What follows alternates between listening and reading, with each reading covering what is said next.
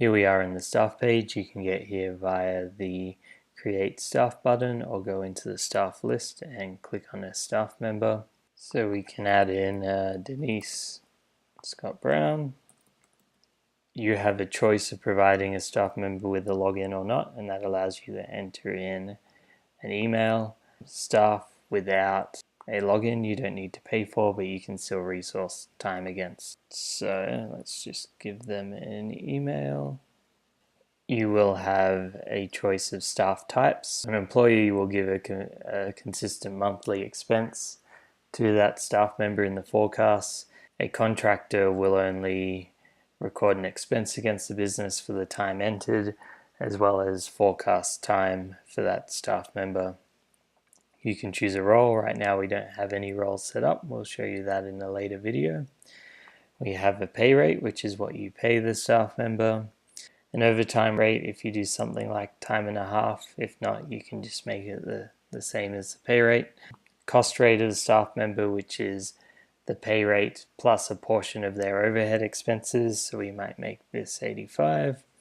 And a charge out rate, which is what you charge the client for their time. So let's give them $2.60 an hour. There's also a weekly availability, which is the number of hours the staff member can work per week. We have permissions. They are timesheet by default. We'll address them in detail in another video. We have the status of a staff member, so you can archive them when they're no longer in the business and they can no longer use their account to log in, as well as a cost center for the staff member, and that's just basically where the staff member's expense will be sit against in the organization. You can save that up the top here.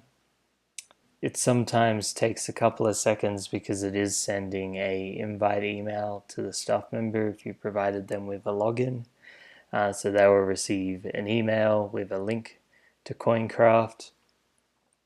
Sometimes we have staff accidentally create a new account. If that happens, just let me know and I can remove them for you. And if for some reason the staff member didn't receive an invite, just make sure the email is correct. You can resend the invite here. Check your spam folder as well. And you can always delete a staff member in the top right corner. That's it for the staff details page. We'll address the rates and permissions in another video. Thanks.